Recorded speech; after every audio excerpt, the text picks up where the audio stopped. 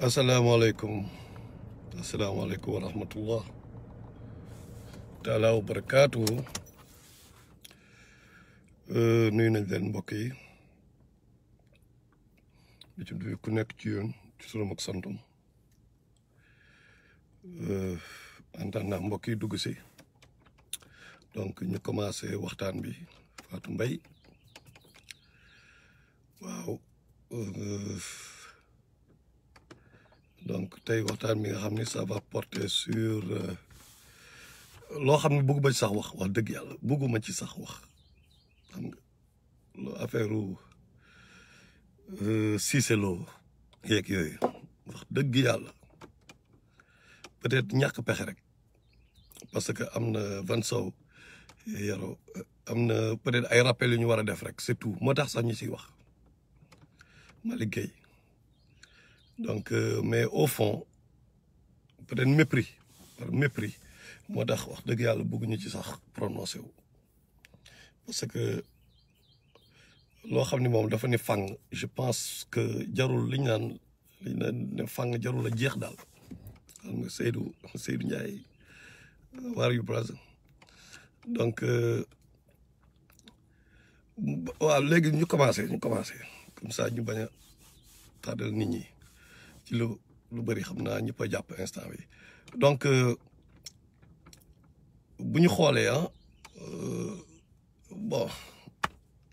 affaire bi doo sax xam fay commencé tellement dafa doy waar dafa ëpp quoi lii am Sénégal en ce moment dafa ëpp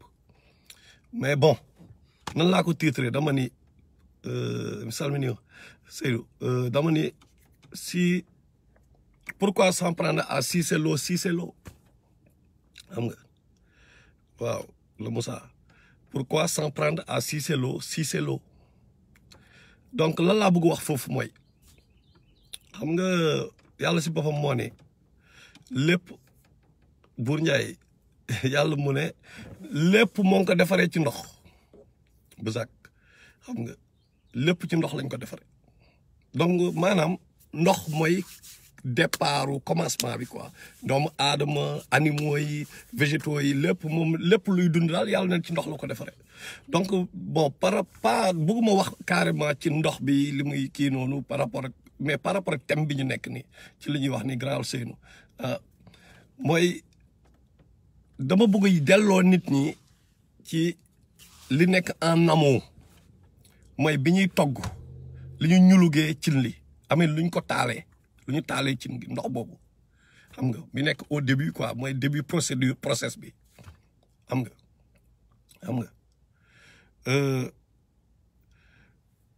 donc li ma bëgg expliquer mooy est-ce que Cissé Lo mooy problème bi au fond parce que nous parlons d'un système qui est là mais est-ce que du ñun ñooy problème bi à un moment parce que Cissé Lo mais ñun ñoo ko fal Cissé Lo defe naa li mooy deuxième mandat bi et c'est pas la première fois muy saaga bon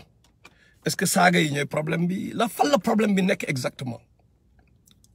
kan la ñu war a blâmer déjà saaga wi dafa am fu mu amee ci lu privé la amee da ngay xam ni lii c'était privé quoi te ñoo ngi wax comme instant yi information yi mooy saaga yi ndekete c'était en 2019 la saaga yi amoon entre ñoom Séné Mafia bi waa Séné Mafia noonu laa leen tuddee xam nga léegi la moo leen boole parce que da ngay doo ko bëgg déglu quoi you know donc doo xam yenn saa yi nan ngay kii mais da ngay kii peut-être yenn affaire yi you know ne ok man nga may wax ngeen may saaga donc bu waxee ngeen may wax ngeen may saaga ce qui veut dire que am na ñu ko saaga woon ba pare entre ñoom la saagante léegi li leen njëkk a jaaxal mooy nan la mag bon ñoom ay paa lañu quoi duñu ay xale ay paa lañu mais nan la paa di mémoriser autant de saaga quoi yow sa cerveau benn kii la boo xam ni dafa am ay information yi ci war a dugg looy gën a nekk mag xam nga bon comme ni ma ko yàgg waxee sa environnement xam nga dafay dugal sa bopp ay programme saaga yi fàtte ngeen temps sabante temps booy ñëpp jaar nañu sabante da ngay ñëw fexe mémoriser ay saaga parce que boo mënul saaga doo bokk right léegi au fur et à mesure da ngay fexe ñun ñëpp si jaar normalement xam ngeen li may wax lan la ok mais temps yi ñeme woo ko def devant sa papa devant sa yaay mais parents yi ñeme woo saaga seen kanam quoi am na foo xam ñeme woo fa saaga quoi parce que entre gars yi la xam nga lañu naan sàcc di dem géej fii di def affaire yoo xam paa beeg mère bi duñu yëg xam nga mais parce que ñoom ci seen subconscient yi am na programme yàlla moo nga fa ne yàlla moo ne bu leen saagante bu leen wax ju ñaaw da ngay yar sa doom ci rus nañu ñoom ñu naan seen doom day saaga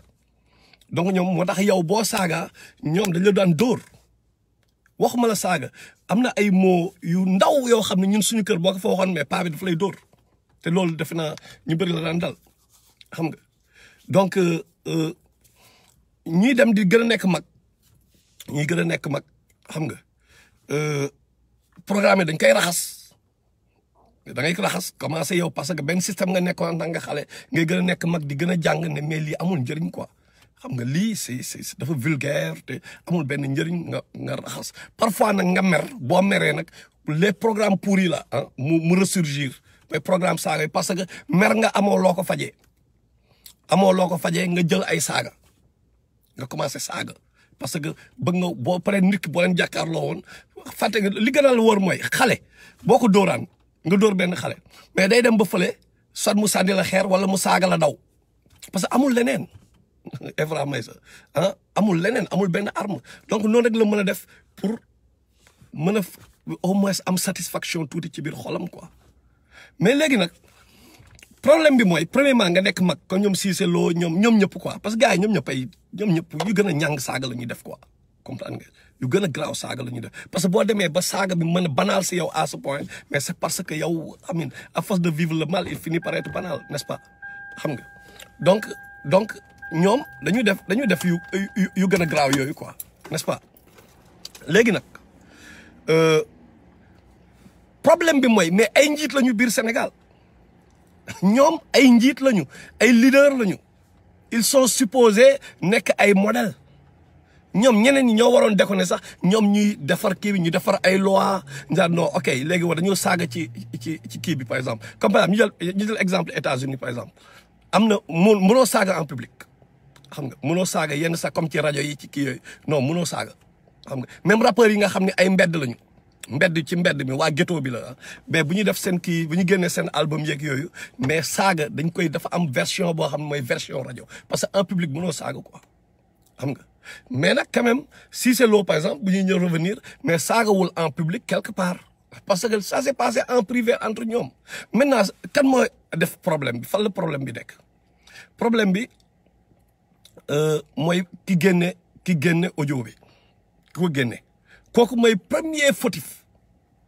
mais tamit kooku tamit ak képp koo xam ni bokk nga ci chaîne de transmission audio bi yow yaa ngi ci chaîne bi transmission audio bi mais yaa ngi ci parce que ban question la ñu xam man histoire de comme li ma leen wax il faut ñuy dellu ci alxuraan ak li yàlla wax histoire bu am rek nañ xool li yàlla wax xam nga yàlla mu ne surtout Hujurat mu ne wala talmizu anfusakum wala talmizu anfusakum donc yàlla moo njëkk a tere moom moo njëkk a tere saaga donc xam nga dañu naan rek suñu société saaga baaxul mais kan moo tere saaga ok il faut ñu wax nit ñi mais yàlla moo njëkk a tere saaga quoi donc bu fekkee dañuy wax benn affaire tere nañ ko te waxuñu source bi kan parce que kilifa bi buur bi moo ko tere quoi xam nga mais dañ koy wax saaga baaxul mais duñu wax nit ñi lu tax baaxul par exemple mais dañu naan baaxul parce que kaay ubbil alxuraan bi kii suñu kàddu borom la moom ay commandement lay joxe parce que yow tey booy dawal sa oto nga ñëw ba ci feu rouge bi bu rouge bi taxee da ngay taxaw ñeme woo brûler da ngay taxaw donc parce que système bi moo bind ne bu rouge bi taxee jaune bu ñëwee na nga xaw a ralentir vert na nga daw rouge bi day tax mais nga respecté rouge bi nga xam ne système bi moo ko teg ay nit ñoo ko teg mais sa borom nag moom teg ay feu rouge am yu bëri yoo xam ni bon doo ko respecté y a un problème right moom moo ni mais bu leen saagante donc léegi premier problème bi mooy lan suñu rapport bi ñu am ak suñu borom quoi rapport bi ñu am ak ay bindam moom ay commandement am quoi est-ce que ñun dinañ jël le temps di xool par exemple événement bu am problème bu am même bu nekkee jàngu ju démb mais ñu xool ok lan la wax ci Coran bi au fur loolu dina tax ñu gën a am amour ñi gën a attaché wu ci suñu borom lu mu wax right à part loolu mais beneen affaire ci même kii bi surat 12 bi bu ma relever beneen aaya mu ne wala tajassasu wala tajassasu yàlla mu ne aaya bi ci topp 12 bi mu ne bu leen espionnante donc nit ñi dañu toog di espionnante désobéir encore yàlla ci ban affaire mooy da nga gis ñoo xam dañu nekk Facebook mais dañu am par exemple profil yu bëri yoo xam ne ay profil yu bëri quand même yoo xam ne war nañ ko xoolaat dama koy kii pour faire mal aux gens quoi pour am ay kii xam nga di espionner fii pour am ay information yoo xam ne mais doo ko utiliser peut-être pour bon am na ñu koy def peut-être ñoom ils sont bien intentionnés ils sont pas mal intentionnés que fayit xeexukaay lañ ko def xam nga li ma la mais am na ñu bëri ñoo xam ne c'est pour espionner deuxièmement comme WhatsApp bi li fa am li am ci WhatsApp bi ñu ñëw ñu waxante maag yow benn mbir mais ndekete yaa ngi may enregistré quoi ñuy waxante nga may enregistré mais yow boo enregistré nit ki mais yàlla nee na képp kuy def loolu li mu wax dafa leer ay yaa ngi nii dafa ni mais bu leen espionnante ku espionné mais you in trouble donc yow defoo ko kenn sa bopp nga ko def parce que loolu da nga désobéir yàlla donc il faut ñu xoolaat ñun ñun ni ñuy fonctionner par ñun déjà inventé wuñ dara ñun amul dara ñun liggéeyu informatique bi li tax ñun ñu am ay téléphone par exemple technologie bi loolu lan lañ ci liggéey ñu lan lañ ci def wax leen ma benn boo xam ne ñun ñoo ko découvrir yàlla suñu loxo la ko jaarale tey jii ne tey amul ñun ñëpp dañu toog nous sommes juste des utilisateurs de la machine ok utilisateur de la machine loolu kese la ñu ne ñëw tubaab bi defar chinois bi defar ñu ñëw utiliser ko téléphone chaque jour léegi nag ñi créer ay programme mais ñun tout le temps dañ koy utiliser pour lu bon xam nga ok pour lu bon quoi tout le temps ñun loolu la ñuy utiliser yenn situation yi yenn mbir yi léegi nag bu ñu demee comme ni ko Coumba Keita waxee si on parlait au-delà des sagas effectivement au-delà des sagas li fa am mooy dama ni bu nekkee ni ñun est-ce que Cissé Lo mooy problème bi mooy ñun au-delà des sagas ñun ñooy problème bi pourquoi parce que mais ñun mënuñu ñëw di élire ay nit ngan ma ni nit kaay nga jiite ma kaay nga nekk sama président kaay nga nekk te man defuma enquête ci yow Salimata Ly il faut ma def enquête ma xam yaay kan dal nañu ñu remplacer PS ndekete PS Abdou Senghor ñëw na fi nax ñëpp jaxase sëriñ si fexe tëj lu Mamadou Dia fen ay fenam def lu ko neex Senghor kenn comprendrewul ok n'est-ce pas ñu pare ci loolu Abdou Diouf ñëw dekk doomu Senghor ñu naxaat ñu même néocolonialisme bi continuer ñu pare ci boobu Ablaye Wade ñëw gis ngeen fu mu mujje parce que ñoom Macky Sall yëpp ci école Ablaye Wade lañ jóge ok ak ñi fa nekk ñëpp ñu 80% bi école Ablaye Wade lañ jóge right pas 80% mais Macky Sall ci boppam quoi moom en tant que chef léegi nag xanaa nag ñu war nañ yeewu nag léegi ak lii am lépp scandale yi am lépp nit ñi li ñuy def war nañ yeewu léegi di def background check ci nit ñi kan moo ko war a def mais journalistes yi ñoo ko war a def d'abord télé yi ñoo ko war a def mais malheureusement dañoo jënd télé yi ñoom ñëpp ñu si gën a bari ak rajo yi médias yi ñu ci 90% Macky Sall da leen a jënd 90% ci médias yi Macky Sall daf leen jënd donc duñu livrer information bi objectivement toujours par loola toujours dañu couvrir Macky Sall léegi nag beneen problème la ñu am mooy réseaux sociaux yi am na activisme bu dul jeex mais activisme bi tamit mais ñan ñoo gérer activisme bi par exemple un activisme boo xam ni ñun dañuy julli di ñaan yàlla na Macky Sall jalgati tey ñun loolu la ñuy ñaan quoi parce que Macky Sall bu jalgati wu l'activiste ne va pas exister parce que moom ci ay dénonciation ay scandale lay basé wu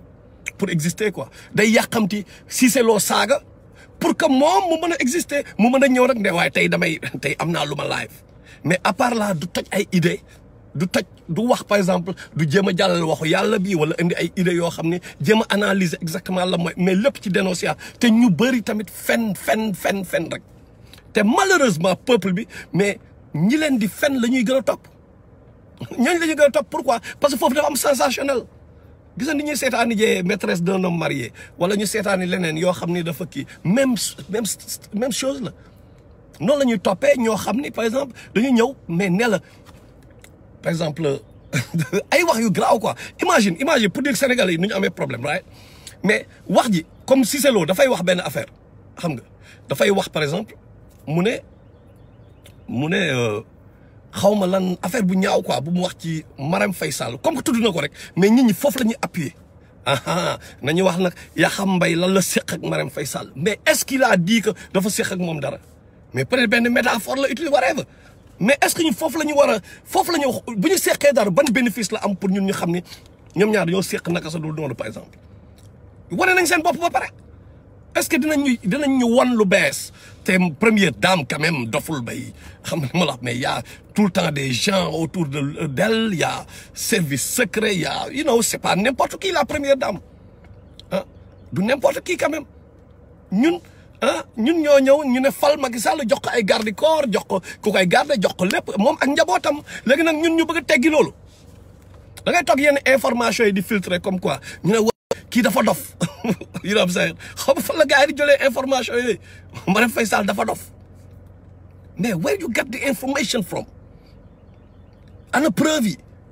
et puis ok ñun faluñu Marème Faye Sall du moom instant bii nii c'est pas depuis le début nit ñi Marème Faye Sall mais Marème Faye Sall du moom moo tax ñu taxawoon ci mbedd bi di xeex moom mooy jabaru présidente whatever day occuper place bi muy occuper mais tamit amin buy jalgati daf ñuy wan ni rek kii daf mook jëkkëram dañ fay war a jóge c'est tout mais yeneen détails yi est-ce que war nañ dugg ci ay yeneen détails yi yoo xam ne da lay dugal ci ay bàkkaar dugal la ci yoo xam ne wax lu la leerul mais parce que gars yi tamit day looking for likes xam nga gars yi lu ñu bëgg mooy parce que loolu day tax nit ñi ñëw di xool sa live di kii seet leen bu baax li ma leen wax ñii def live am na ñu bëri ñu fi def ay live mais ñiy wax par exemple ci waxu yàlla fekk amul sensationnel fekk ay waxu dëgg la wax yu objectif wax yoo xam ni dafay tegu ci yoon et tout xoolal ñoo ñaata nit ñoo leen di suivre mais xoolal ñi nga xam ne ay inventeurs yi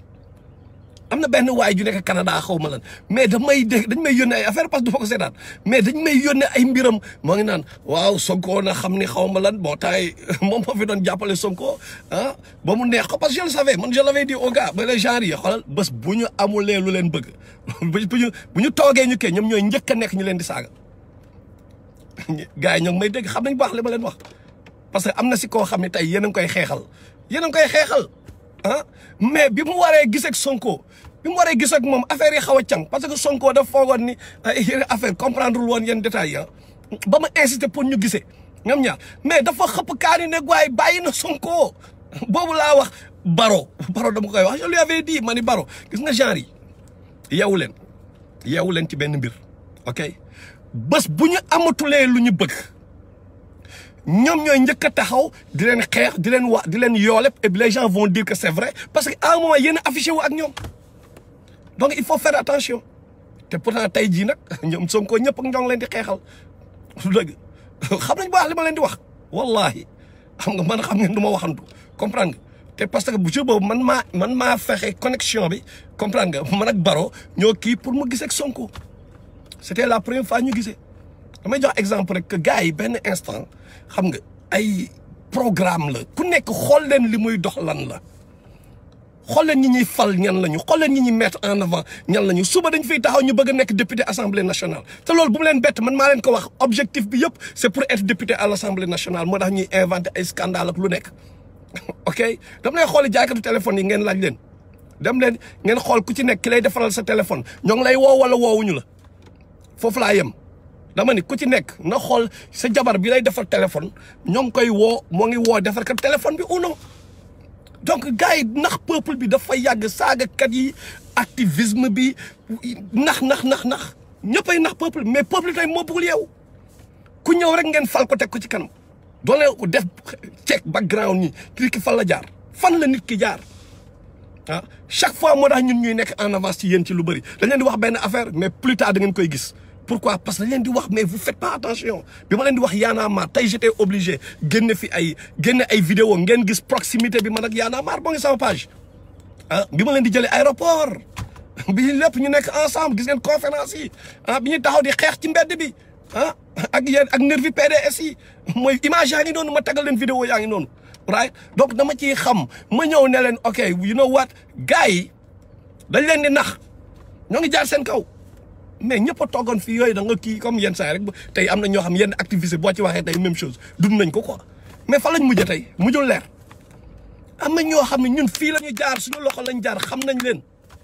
il faut ngeen def attention ci li ngeen di topp à tous les niveaux kuy xeex nga xeex fii sabilillah mais bu fi kenn xeex ba pare ñëwaat taxaw loolu rek laa leen di wax déglu leen baax li ma leen di wax bu fi kenn xeex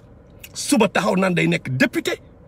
wala day jéem a jël ay poste parce que affaire de kii boobu comme à la Souleymane Jules Diop loolu mooy plan bi en fait parce que xalaat leen par exemple Matar ñëw di xeex quoi may xeex mais war ngeen ma xool man laay liggéey quoi xool leen man lan laay liggéey en fait c'est quoi mon job lan laay def ci live bi lan mooy sama source de revenu non xalaat leen rek man Matar damay xeexal Sénégal mais war naa ma jàng tuuti xanaa nag Sénégal nu mu bëree borom xam-xam man mënu ma représenter ñëpp c'est pas possible ok pour ma def loolu mais saaga ak dénonciation rek laa mën def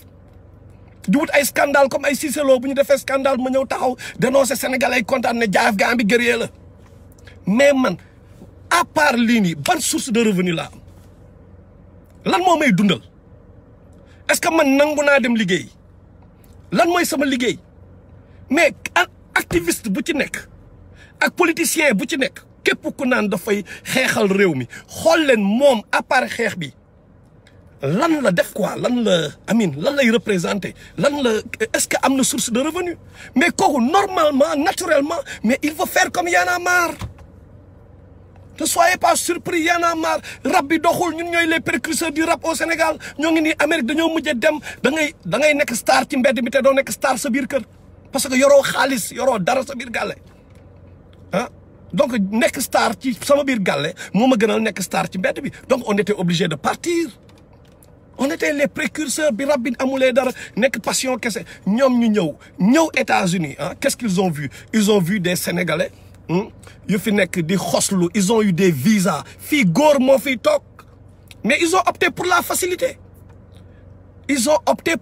parce que lan la da ngay ànd ak tubaab yi ay ONG impérialistes yu jox la xaalis gouvernement bi jox la fii tey politiciens yi jox la fële mais c'est des millions yoo xam ne da nga koy am te ñàkkoo ko dafa yomb donc qu'est-ce qu'ils font ils vont rentrer au pays di nax peuple bi mais c'est ça qui se passe en réalité et c'est ça qui s'est passé en réalité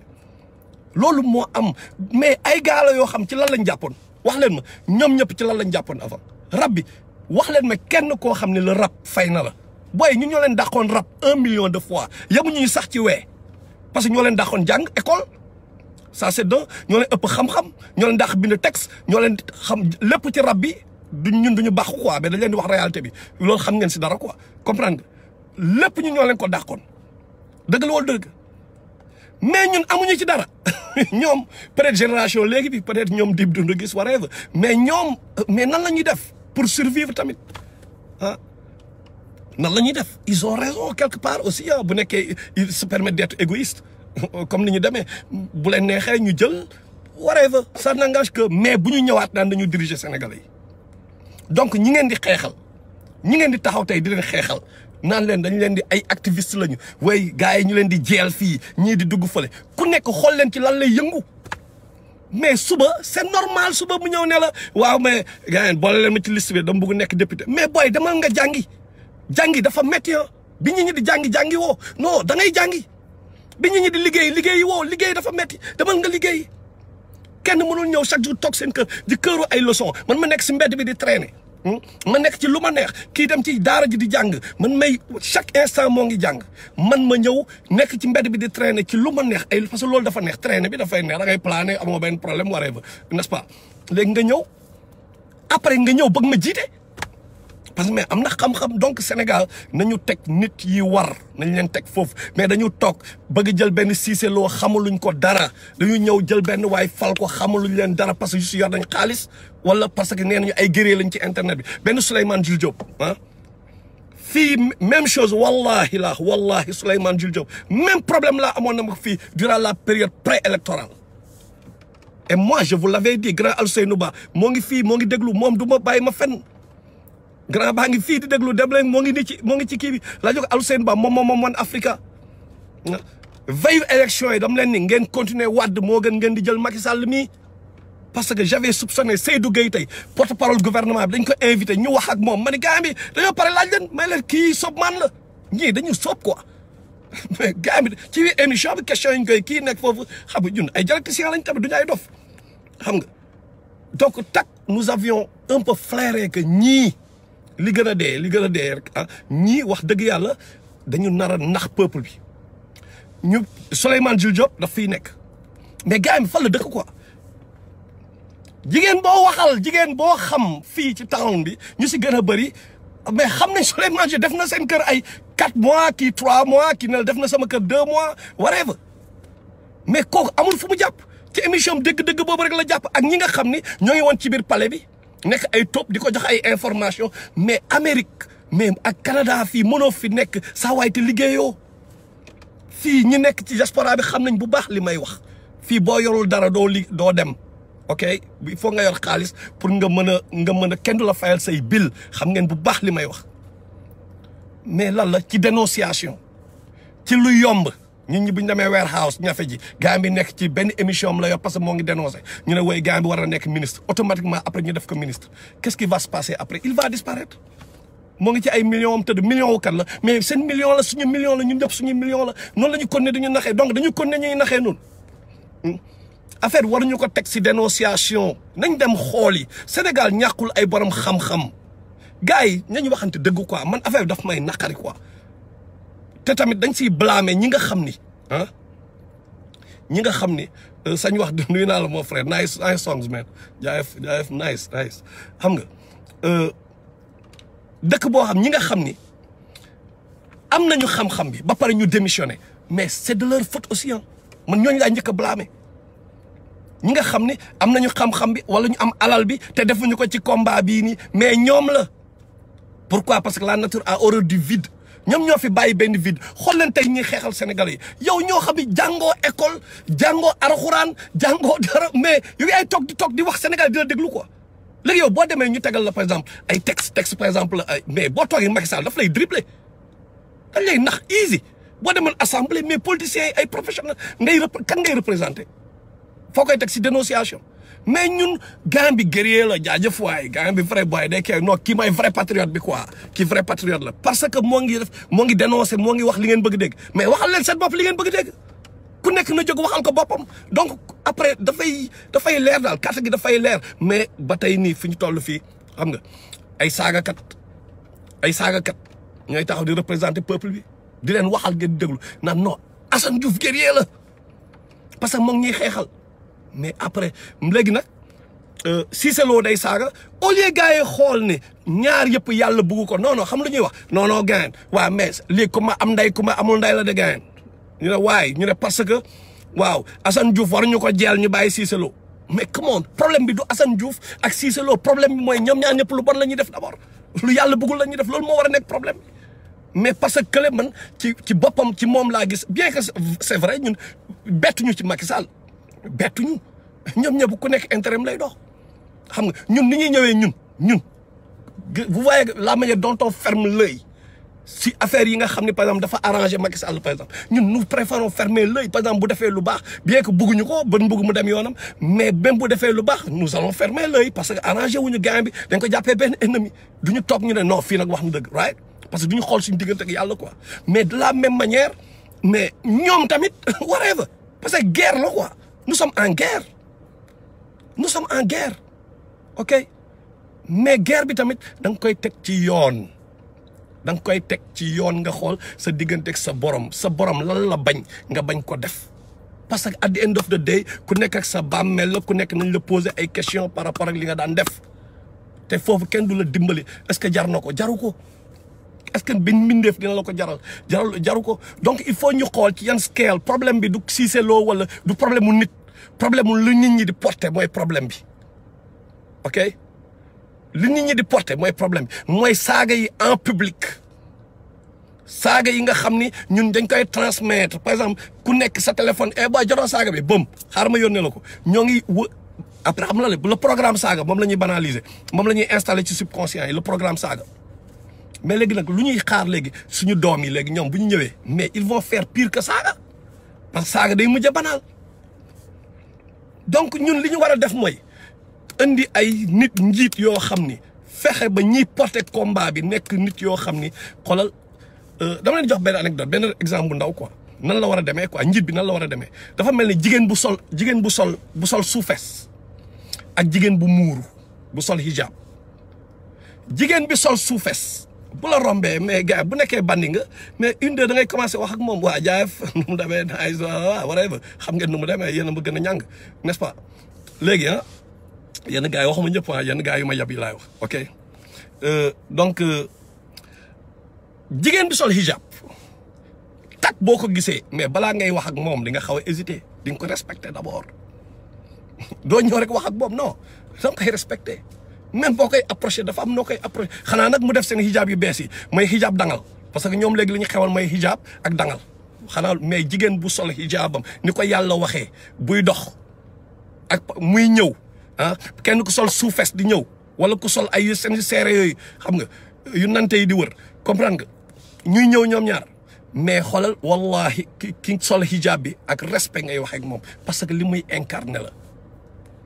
parce que li muy kii la quoi donc njiit bi ñu war a ama dafa war a nekk koo xam ne par exemple dama leen jox benn exemple Ibrahima Fall ku mel ni Ibrahima Fall foofu man laa ni sénégalais yi foofu rek la ñu bàyyee suñu loxo quoi mooy pas Ibrahima Fall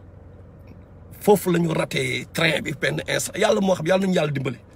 mais Ibrahima Fall am fi xaw ma ñaata %. C'est vraiment dommage ma ni gars yi ndeysaan parce que corrompre nañ journalistes yi corrompre nañ médias yi kooku mooy représenté hijab bi ah Ibrahima Fall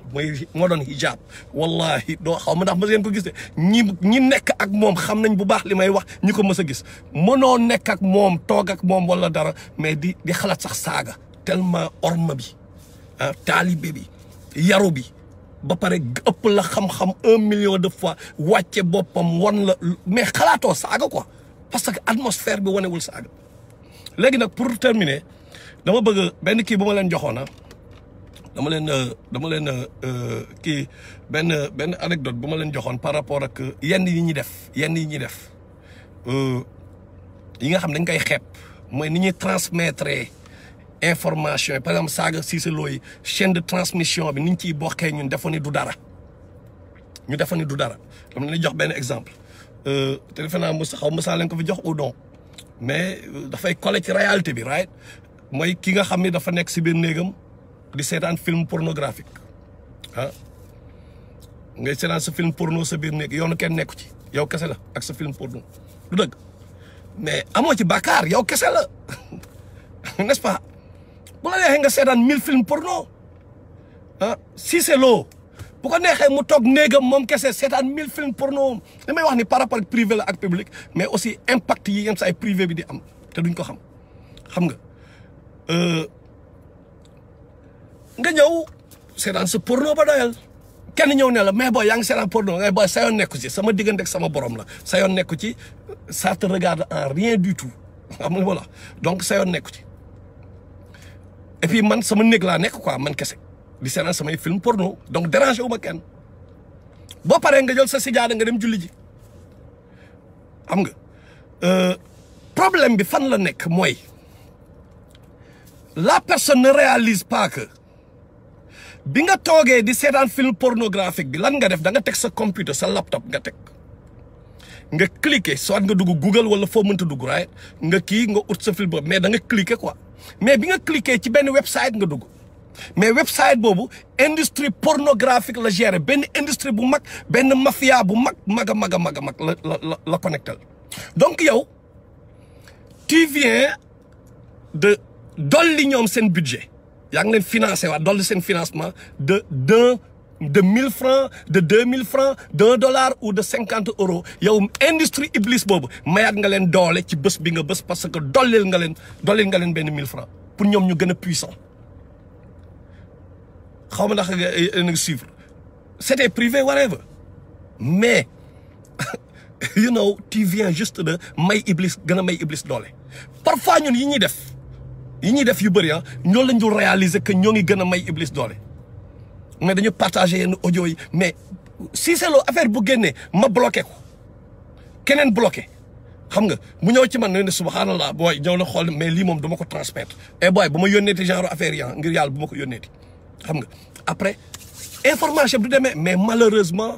problème bi mooy dafa am ñoo xam ni ñoom xoslu bi temps bi dafa metti peut-être ubbi nañu ay business yoo xam ni peut-être ay website la wala lu mu mënta nekk ah benn instant yu demee nii bu amee ñoom daf leen arrangé parce que yu scandale yu demee nii moo tax ngay cliquer boo cliquer ñoom ci la ñuy amee xaalis ñoom fa leen di Google di fayee ñoom tamit donc ñoom tamit c'est pas leur faute quelque part parce que ñun ñoo bëgg loolu ñun ñoo bëgg lu neex li ñu bëgg ñun moom la ñuy jox ñun ñoo parce que ñoom xam nañu bu ñu waxee waxu yàlla ñun ay 50 views la ñuy am 50 vues ñoom bu ñu waxee yàlla nee na ay Cheikh Rafaay Mbacké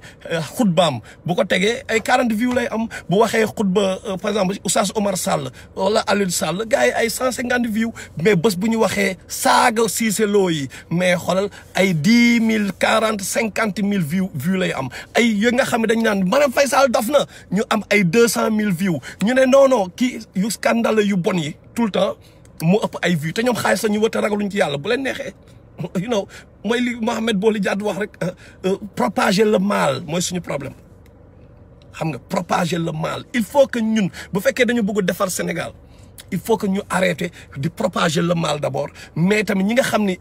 propagation du mal moo leen di dundal mais ñu xool nu ñu leen di bloquer quoi parce que c'est pas pour nous ku ci nekk am nga yërma ci say doom ku ci nekk ñun bi ñu nekkee xale MEF nuyu naa la promotion de la médiocrité effectivement bi ñu nekk xale mais ñun amuñu woon benn grand peut-être ci koñ bi bu ñu naan waaye mais booy daf leen lii comme ñun li ñu nekk di def nii par exemple instant bii quoi xam nga peut-être amul woon parce que internet technologie demeewul noonu mais et puis grand temps reggae yi la woon naan la waaye jaay booy ba marle booy guerrier la xam nga ay ñëw xam nga genre grand les quatre vieux le bon vieux temps la ay grand yoo xam ne duñ la wax mukk ne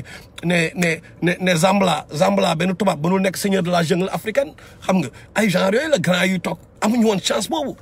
xam nga mais ñun léegi jamono ji léegi ñun am nañ chance di mën a di échanger xam nga donc échange bi def il faut mu am njëriñ am njëriñ bi mooy ñuy dégloonte par rapport ak comme ni ko yàlla waxee ci Alxuraan ñoom Elisa la ñoom ñooy experts yi xam nga mais ñiy diglante lu baax di tere lu bon ñiy digle lu baax di tere lu bon il faut ñun mu demee noonu parce que tey jii suñu doom yi ñooy problème bi war nañ yërëm suñu doom yi parce que man de wax dëgg yàlla li ma gis ci adduna bi tey li ma gis xool leen ay Black Lives Matter ni ko gars yi di récupérer góor jigéen egg yooyu xool leen mooy lobby yooyu noonu xool leen ni ñu récupérer tey Black Lives Matter gars yi fépp lañ nekk xool leen tey gis ngeen tey gars yi bi seen réunion bi ñu amoon fële King Fahd hôtel bi nëbbatuñu léegi dañu filmer caméra dañ koy filmer publier ko léegi yoo xam ne ñemewuñ ko def Sénégal léegi ay xale yu nekk si ay kii la dekk si yu nekk kii ñu jël tas ko ci dëkk bi léegi jox ay médias yoo xam ne dañu am doole yoo xam ni mooy loolu médias yi xam ngeen médias yi lan moo leen financé lan moo nekk ci ginnaaw ñooñu moo nekk tey ji jël ay programme yu doy waar xam nga temps yi comme que ñoo ngi ci congé da ngay toog nga nekk comme jigéen ñi rek yenn saa yi nga romb télé bi dégg ñuy seetaan waa mais kii maîtresse d'un homme marié xaw ma lan xam nga ñu koy seetaan quoi nga ne waaw mais pourquoi ngeen di seetaan lii xam nga bon ok boo lay waxee nañ la ni non lii ak lii problème la ci affaire bi mais dañ koy seetaan ba tey comprendre nañu quoi donc ñooñu peut-être elles sont à l'abri xam nga mais duñu réaliser que exemple bi la bon peut-être ça n'a rien à voir mais pour ñu comprendre par rapport ak fi ma yem quoi xam nga duñu réaliser que mais ñun temps ñoom Cheikh Tidiane Diop temps daaray Kocc ay super jamono ay jamonoy tey mais ñoom moo démb damay gis ñoom Tan Bombel xam man dama bëgg affaire comédie yooyu Tan Bombe sama kañ ñi la bokk xam nga damay saan gi ma gis maire boobu Rama Thiam quoi ndeysaan man kii dama koy damay am loo metti parce que dama naan maire bi waroon na si génn quoi parce que il a beaucoup fait quoi pour le théâtre il a vraiment beaucoup fait moom ak ñeneen ñi quoi am na suñu bëri ils ont beaucoup fait pour le théâtre quoi sénégalais xam nga léegi mais damay gis léegi ñu indi par exemple benn Lamine la séena Lamine mais muy doxaan benn maire quoi xam nga peut-être rôle la garaawul dañ naan ok rôle la mais dañu ñëw ci biir affaire bi mais ay damay gis ay scènes quoi man daf may kii sam bopp par exemple may gis ay scènes yoo xam ni mais dañu banaliser programme boo xam ni mais dafa bon pour subconscient yi quoi ils sont en train de banaliser parce que banaliser mooy lan mooy le fait que muy daw en boucle à force de ils essayent de nous faire avaler la pilule à petite dose mais dañu indi programme bu bon bi en boucle ba ñun ñu mujj ko banaliser ay kii am na benn far nanga benn am na jëkkër mais am na kii mais li si gën a graaw mooy mais li fay daw yëpp xoolal cadre bi environnement bi lépp ça n'a rien à voir ak xoolal majorité sénégalais li ñuy dund parce que loolu affaire de riche la quoi affaire de haute bourgeoisie la quoi gars yi dañu ñëw sax kii laa bëgg jëndal benn oto quoi oto laa ko bëgg jëndal waree ba ñëw benn oto bu naay mais loolu ñun gars yi majorité sénégalais yi mais instant bi ci ay souffrance lañ nekk loolu du réalité sénégalaise ça n'a rien à voir xam nga mais seet leen baax li ma leen wax bu leen xool kii bi rek noonu mais am na beneen bu ma gis boo xam ni benn xale bu jigéen xale bu ndaw la quoi benn xale bu ndaw mais xale bi damay wax sama jabar yéen seen booy bi rek laa jëppi quoi moom bon waruma ko jëpp parce que xale la xamul peut-être da nga ko war a encourager waree ba mais damay wax loolu pour tu vois parce que xale bi yemul place u xale quoi xale bu amee 10 ans def loo ko yëfu 10 ans mu am 15 ans mais benn xale bu ndaw booy buy wax comme benn mère quoi ñëw di kii di mais imagine nu muy influencer yenn xale yi ci programme yoo xam ne ñoom seen subconscient eggaguñ fa léegi nag xale bi bu demee nag ba am par exemple fi nga xam ni fa la wala jëlee pick-up programme booba mais xale bi après day mujj a dof loolu moo dal tubaab yu bëri fii parce que seen doom yi muusaay bi ñuy teel a muus noonu di poser ay questions mais lan moo tax ñun ñu ñëw fii pan di ci génn di am yenn résistance yi c'est parce que tout simplement bi ñu nekk xale da ngay temps pono da ngay dawali pono temps para nga dawali para temps kii lu nekk ak époque ak moment bi nga ciy toll quoi après nga def ko quoi mais dañuy ci télé bi léegi dañu brûler loo étape xale yi loolu yëpp mais lu yàq société bi la bokk suñu société ëllëg mooy li nar a affecté suñu doom yi ëllëg la bokk mais les gens laissent passer personne n'en parle alors que benn waay moo toog fële di Meg Morning am benn Marodi TV mooy Meg Morning am mën na am sax ay doom duñ ko seetaan ñooñu ñi gérer affaire bi pourquoi ñoom duñu indi ay programme ñàkkul Sénégal programme histoire par exemple ñoo ngi defar ay film mais y a tellement Sénégal dafa mel ni benn terre vierge boo xam ne mais exploitable par rapport ak film yi quoi tellement mais les histoires de Cheikh Ahmadou Bamba c'est quoi son histoire def leen ci film def leen film ci histoire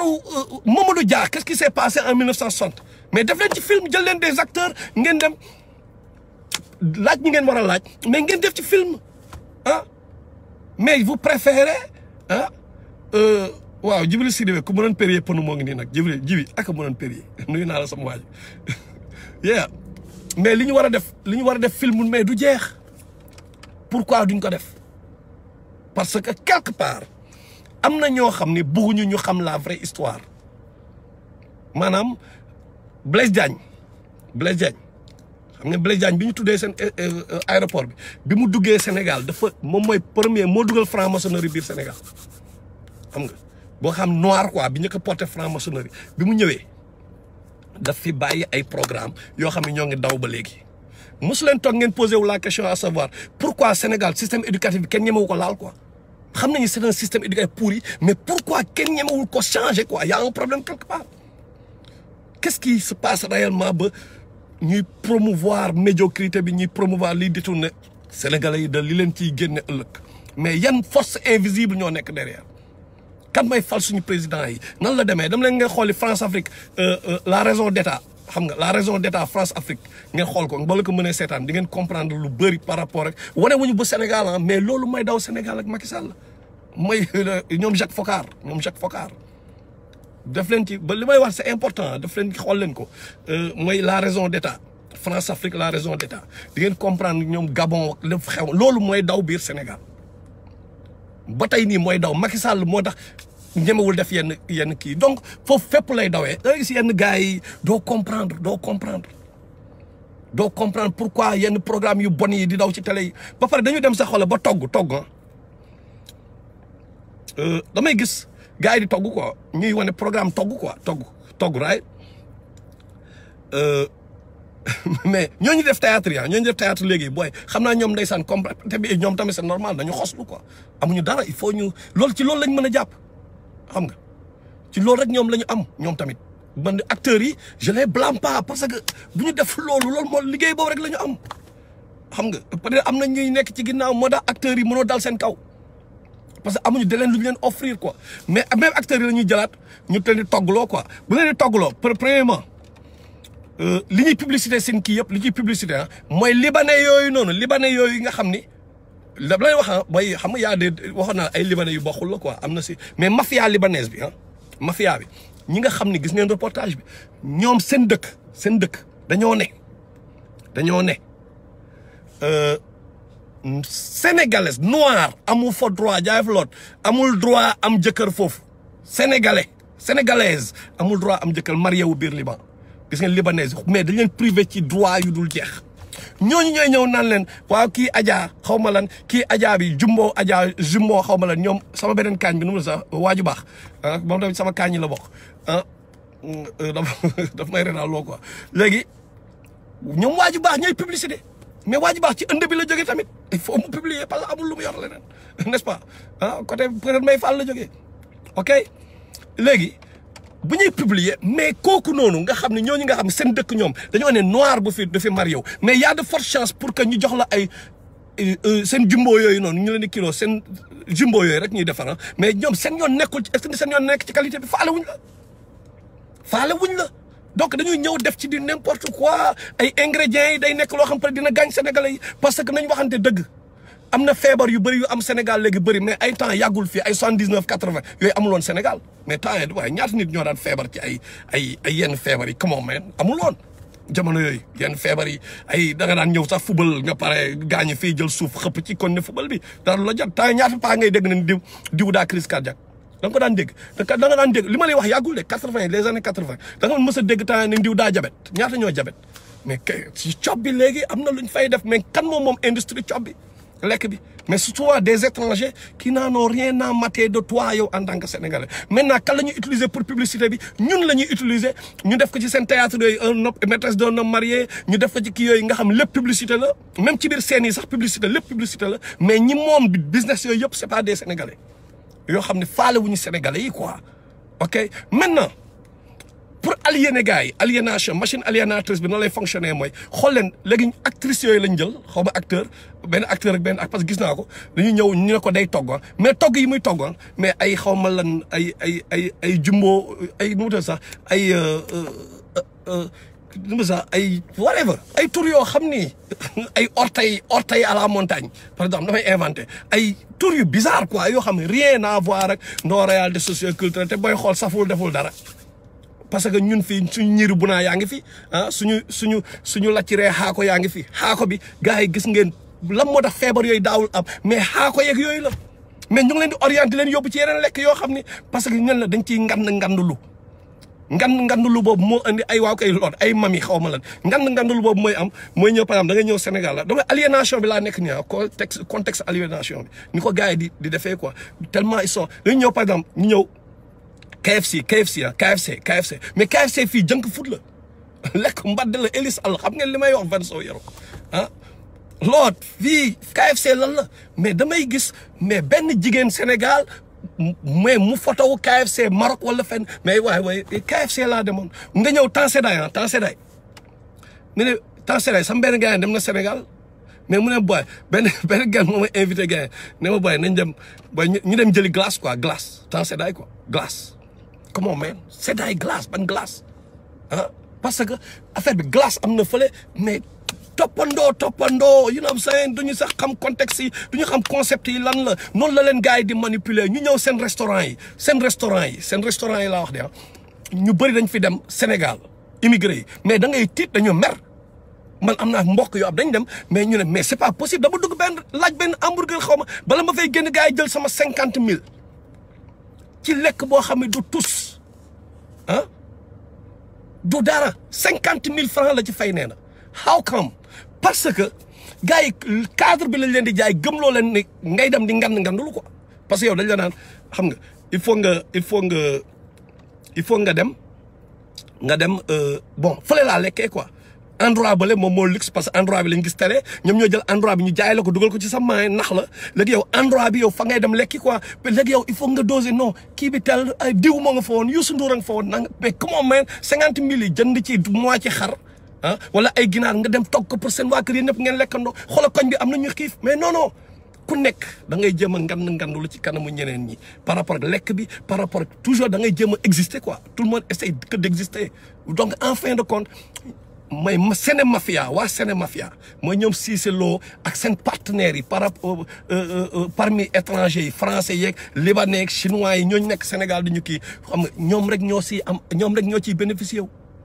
ñoom rek ñoo ciy bénéficier wu ñuy gën a aliéner peuple bi. peuple boobu nag li ñu koy aliéné nag mais bu ñu c'est normal que bu nekk Cissé Lo dafa taxaw di saaga ndey mais c'est normal ah waaw comme kii li mu wax mayga bi nekk fi ah y a beaucoup de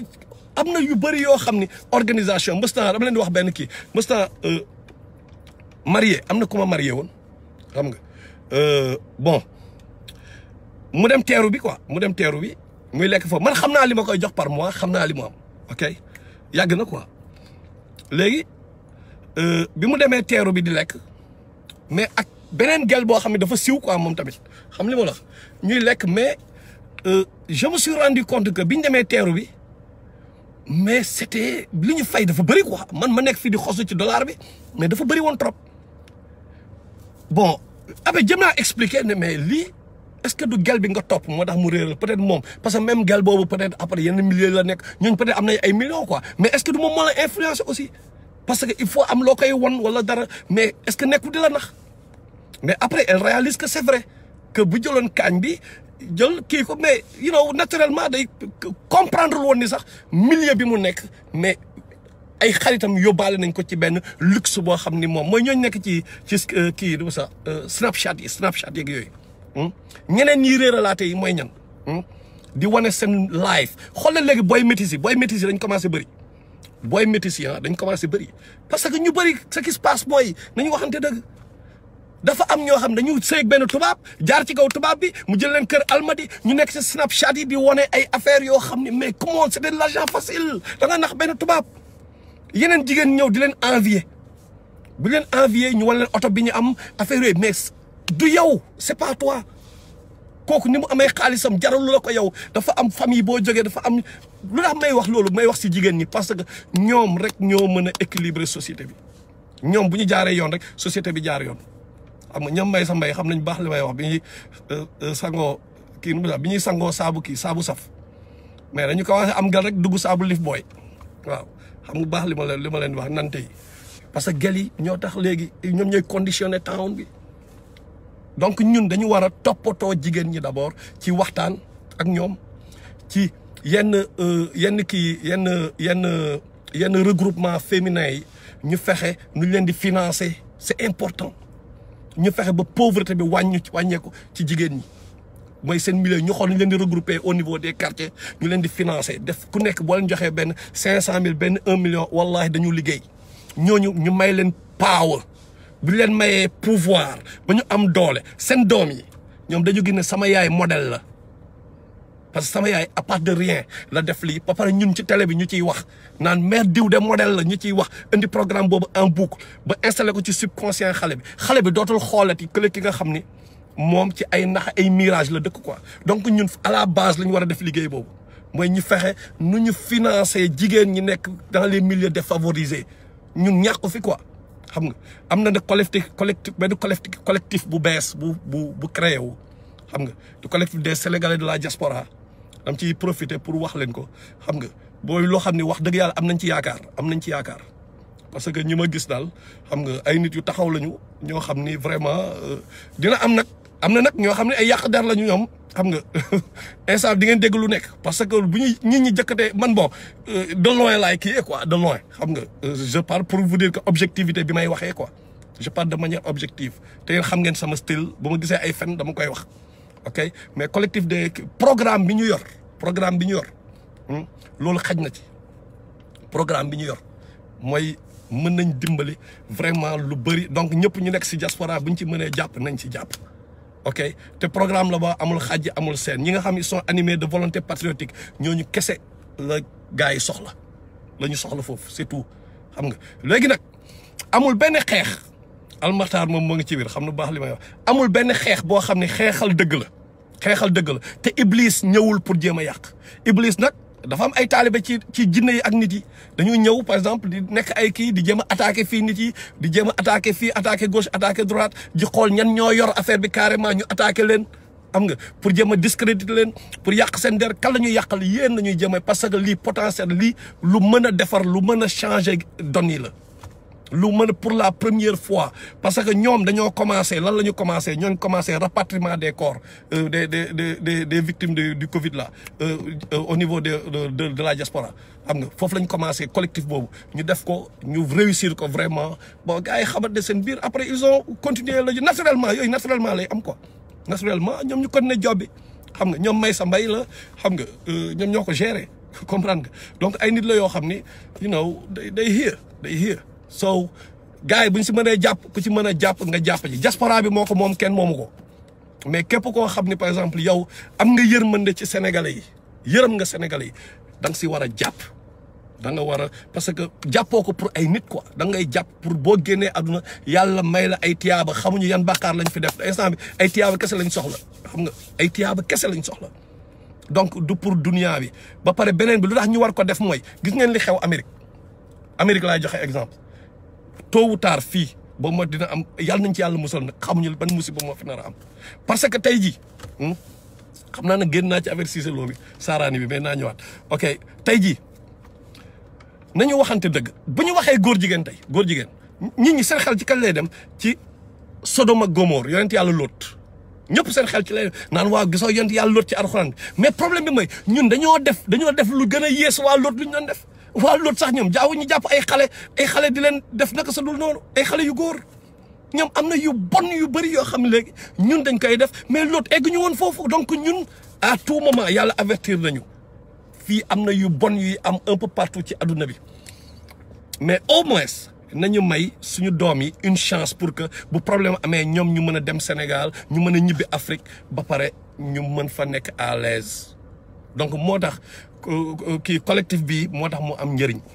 moo tax mu am solo parce que dina dimbali dina tax xale yi mën a ŋarale ba pare en même temps dina tax xale yi collectif bi mën na dem bay organiser ay vacances yu mag yoo xam ne xale yi nañ xam seen culture xam nga tey jii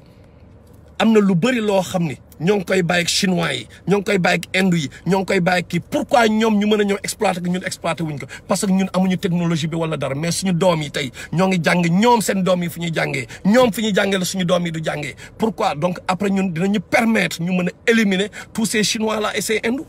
ba pare parce que lan la xaalis bi rek la ñuy soxla après te ñun incha allah diaspora beeg ñëpp dañ mën a am assez de moyens pour jox ko gars yi jox ko xale yi dañ mën a liggéey xam fan la ñu jógee parce que li ñu ñëw fii États-Unis ak France gars yi di jël ay gaal di dee nangam du hasard amu ci le hasard n'existe pas dañu dem préparer ji génération bii delloo Afrique bi koy delloo c'est moom kii de gloire yi mu perdre loolu kese la mais nag ci biir tawhid kese la parce que tawhid moo tax ñu perte loolu ñàkk tawhid moo tax ñu perte lépp donc nañu yar xale yi ci diine no matter foo nekk yaral sax xale ci tawhid ci ragal yàlla ñun dégâts yi ñu jaar xale yi bañ fa jaar au moins parce que fii ku nekk bi ñu la tegaloon say dégâts moom mooy loolu moo tax ñuy jéem a rattrapé whatever ok ñu fexe yar leen ci loolu ñu fexe leen tamit ñu xam fan lañ ñu jógee ba pare troisième mooy almatar xaw ma noo ko xamee l'argent est le nerf de la guerre gars yi génne leen quoi il faut gars yi génne l'argent est le nerf bu leen solal seen bopp même Tabuk rasulullah sallallahu alayhi wasallam muy doxal mission yàlla pour religion yàlla bi pour ñu tas ko ci adduna bi lan la yàlla def yàlla dafa ni cotiser leen yéen ñëpp cotiser leen même ñi amul dara dafa ni cotiser leen ñëpp ay cotiser pour lañ jënd ay armes mais yàlla bu ko neexoon mu jox leen lépp mais yàlla daf ñuy jàngal que l'argent est le nerf de la guerre doo leen am dara tant que cotiser wu leen te tey dañuy xool l'exemple mouride au Sénégal les mourides loolu il faut ñëpp reconnaître ko benn modèle la ñu par rapport ak côté solidarité la modèle la ñu biir Sénégal soxlawuñ sax xooli chinois yi wala non nañ xool biir Sénégal par rapport ak waxuma yeneen nag xam nga parce que Sénégal dañoo bëri problème boo waxee lii ñii mer nga wax lee ñee man li may wax mooy li leer mooy côté solidarité murid yi modèle la ñu quoi parce que gis nañ li ñuy réaliser dañu ñëw biir Touba ñu defal lépp ay lampe ñun ñu toog biir Dakar fépp amul lampe mais fekk ñoom ñoo ko def seen poche ñoo ko kii parce que lan la y a le concept de talibé et autres donc ñu loolu la ñu war a copier foofu quoi xam nga bu ñu ko copier mais après Sénégal yëpp mel noonu ñu xam ñun ñëpp benn lañu ñu xam ñun ñëpp ay Sénégal lañu ay jullit lañu et tout après yàlla baax na yàlla kii mais bàyyi leen xel ci collectif boobu loo leen ci mën ngeen def ko. gis ngeen nag serpent à sonnette xam ngeen serpent à sonnette bëgguma sax tudd turam serpent à sonnette mooy ndaw soosu noonu ñëwoon fi tuumaal ma fi ay tuuma yu doy waar fenal ma fi fen yu doy waar dem ci internet bi lu ne mu yàq sama der. il paraît que nag dañ maa tegal jógal na dafa jógal parce que moom lu baax rek lay bañ a gis dafa jógal affaire bi dafa jógal pour yàq der encore parce que moom loolu ci loolu rek lay dox ok donc daf leen bàyyi leen xel ci ñooñu façon boobu noonu li ñuy def nag ñoom lobbyisme la ñuy def dañ lay woo téléphone naan la gis nga diw nangam diw boobu defoon nañu léegi moom fen dañuy fen rek def leen très attention ci ñoom serpent à sonnette parce que ils vont vous appeler les Françoise Hélène Gueye la mooy serpent à sonnette def leen attention ci ñoom te defe naa léegi moom leer na fen yi ñu fi fenoon yëpp léegi yàlla weer na leen gis ngeen léegi yàlla fajal nañu lépp léegi leer na du léegi ñooy continuer nag collectif bi tamit ils vont tout faire pour descendre ko bàyyi leen ci xel ils vont essayer de attaquer ñenn ñi nekk ci leadership bi ils vont tout faire pour kii mais anyway c'est que la pub whatever parce que ñoom seul le créateur et tout le reste des nekk créature léegi pour revenir avant ñuy saaraani ñu ñëwaat comme nga saaraani woon nañu Cissé Lo encore une fois nañu bàyyi loo xam ne 2019 la amoon même lu bon la mais nañ ko bàyyi transmettre quoi loolu moo ci am solo ci wax ji mooy le mal lu bon nañu bàyyi di ko transmettre xam nga yàlla moo ne bu ñu transmettre lu bon quoi ok yàlla moo ñu ko wax ordre la commandement la moom mooy buur bi mooy commandement la léegi loolu bu amatee ngir yàlla ku ci nekk kuy déglu di nga mën na am nga am problème parce que man wax naa la ko nee leen aaya yaa ngi nii dama leen liiral aaya yu leer nañ laa leen liiral alxuraan la suutul Hujuraat les verset 11 verset 12 ok jour jugement dernier yàlla ma ne waa mais Maxtaar ya seetaanoon nga live am bi waxoon na la ko mu ne la bul transmettre lu bon lu tax nga def ko yàlla mën na la ko laaj parce que wax naa la ko donc dugg nga mënatoo transmettre bés boo ñëpp ñu fi déglu laa wax képp ku fi transmettre dugal nga sa bopp parce que wax naa la ko te hasard amul mën na am yàlla parce que lu baax la wax maa asabaka min hasanatin fa min Allah maa asabaka min sayyi'atin fa min nafsika lu baax ci yow ci Allah la jógee donc lu ñuy wax ni lu baax la ci Allah la jógee kon donc bu ñu defee noonu ñu dinañ bàyyi ñoom seen saaga yeeg seen yu bon yi dinañ ko bàyyi di tas ci adduna bi ci Sénégal ba mu nekk un programme banal ça c'est d'un deuxièmement nañu xool ñi ñuy fal ñan la ñii xamuñu leen woon ba ñu jël nguur gi ñu wane seen vrai visage ils s'étaient pas qualifiés pour nous diriger kan moo nelaw ñun ñoo nelaw donc bu ñu nelawaat bii paa ñii di ñëw képp ku fi nga xam ne da nga ne candidat nga ci élection présidentielle créer leen ay débat journalistes yi def leen ay enquête bu ñu defal ay enquête na ay nit volontaire ñun de bëgg nañ def loolu xam nga waa 313 incha allah dinañ ko def it xam nga mooy volontaire ñëw def background check ci ñëpp exposé ko Sénégalais parce que dañu génne moyens ñoo ngi génne moyens yi pour que loolu nekk te incha allah dina nekk mooy kenn dootuñu fi naxat nañ leen après nag nit ñi ñooy choisir parce que bëgguñu nekk directeur conscience su kenn xam nga bu ñu diriger conscience su kenn vote est un truc personnel quand même na leer mais comme nañ la ni diw de fii la jaar ak fii ak fee lii la kii gars yi ñi journalistes yi ñu fexe benn yaa léegi ay DTV yaa télévision yu indépendant ñu jël télévision yooyu ñu créé fa débat yoo xam ni ñoom ñëpp dinañ ñëw loo xam ni peuple bi moo koy gérer moo koy exiger ñu teg fa ay loo xam ni kenn dootuñu nax de toutes les manières ku nekk comme Cissé Lo nee na yàgg na yëg ci gerte gi ñu xool fan la jaar ak gerte gi ñu dugg fu ne fu mu jaar ak gerte gi ñu yónni fa ay nit xool ñu mës a jëflanteel ñëpp ñu xool ko te loolu travail sénégalais la sénégalais yëpp ko war a def xam nga te incha allah dinañ ci taxaw xam nga you know what I'm saying ñun ñëpp ñu defandoo ko parce que tamit malgré ce qui nous divise malgré man benn problème rek laa am mooy parfois yenn gars yi ñëw bëgg gérer leadership bi quoi xam nga je n'ai pas de problème avec les gens wax dëgg yàlla mais c'est juste que parfois man du ma ñëw toog ci ginnaaw bàyyi lot man du ma ñëw toog ci kanam bàyyi lot beeg par exemple mu wane loo xam ne moom moo ma gën a qualifié man may nekk di bàyyi di diriger ci kanamu lot beeg dama mais lot yaa ma gën a taxaw gaa yi diriger parce que après li nga wane la xam nga il faut ñu def liggéey boobu te liggéey bi nañ ko commencé léegi. nañ ko commencé léegi documenté def ay créer ay vidéo nañ jënd ay caméra lépp teg Sénégal xool gars yi ñoom ñëpp background check ku nekk fi nga jaar bu nekkee dañoo wax par exemple diw am na benn programme benn mës nga jëf la ñu xoolaat affaire yi ñu ubbi dossiers yi xool posé la ay question gis ay nit yu intelligent am na ay journalistes comme ñoom Habib Demba Fall ñoo ngi Sénégal kenn xamu leen ay gars yu yeewu lañu ñooñu la ñu war a génnewaat journalistes yooyu la ñu war a génnewaat te incha allah dinañ def tout pour génnewaat leen. xam nga mu am enquête d'éthique merci wax ji gudd na nag saaraani bi c'est vrai que kii na mais maa ngi jégalu di leen nuyu yéen ñëpp.